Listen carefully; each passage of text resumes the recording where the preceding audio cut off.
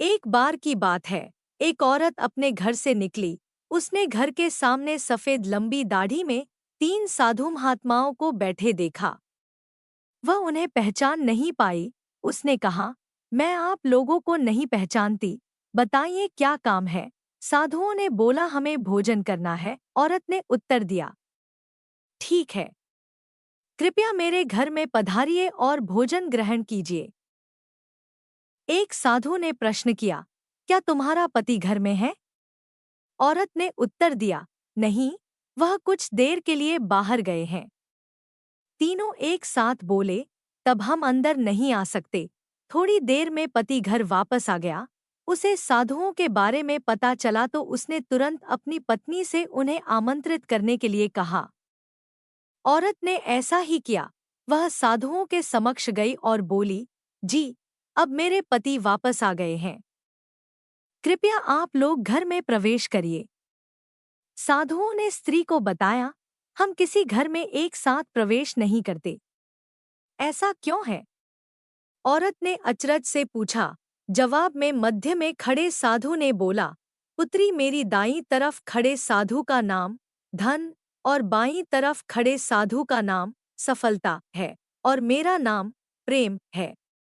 अब जाओ और अपने पति से विचार विमर्श करके बताओ कि तुम हम तीनों में से किसे बुलाना चाहती हो। औरत अंदर गई और अपने पति से सारी बात बता दी। पति बेहद खुश हो गया।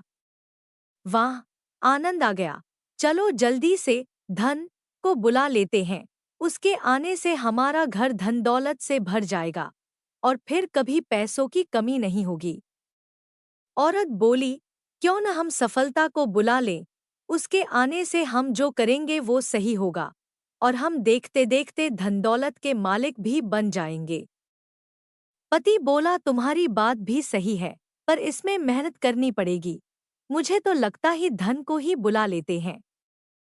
थोड़ी देर उनकी बहस चलती रही पर वो किसी निश्चय पर नहीं पहुंच पाए और अंततः निश्चय किया कि वह साधुओं से यह कहेंगे कि धन और सफलता में जो आना चाहे आ जाए। औरत झट से बाहर गई और उसने यह आग्रह साधुओं के सामने दोहरा दिया। उसकी बात सुनकर साधुओं ने एक दूसरे की तरफ देखा और बिना कुछ कहे घर से दूर जाने लगे। औरत ने उन्हें रोकते हुए पूछा, अरे, आप लोग इस तरह वापस क्यों जा रहे हैं?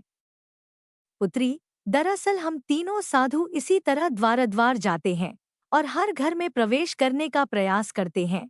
जो व्यक्ति लालच में आकर धन या सफलता को बुलाता है, हम वहां से लौट जाते हैं, और जो अपने घर में प्रेम का वास चाहता है, उसके यहाँ बारी बारी से हम दोनों भी प्रवेश कर जाते हैं। इसलिए इतना याद रखना कि जहाँ प्रेम है वहाँ धन और सफलता की कमी नहीं होती। ऐसा कहते हुए धन और सफलता नामक साधुओं ने अपनी बात पूर्ण की। इस कहानी से हमें यही शिक्षा मिलती है कि यदि इंसान लालची न होकर निस्वार्थ भाव से दूसरों के हित और आनंद की कामना करता है, तो निश्चित ही उसे जीवन की वास्तविक सुख की प्राप्ति होती है। सच्चा सुख आनंद में ही मिलता है।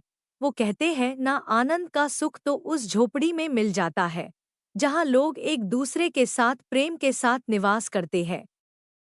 और ऐसा सुख तो बड़े बड़े महलों के समान बंगलों में भी नहीं मिल पाता है, क्योंकि वहाँ घर तो बड़ा हो जाता है लेकिन दिल छोटा होता है, जिस कारण से वहाँ प्रेम और आनंद का निवास नहीं होता है।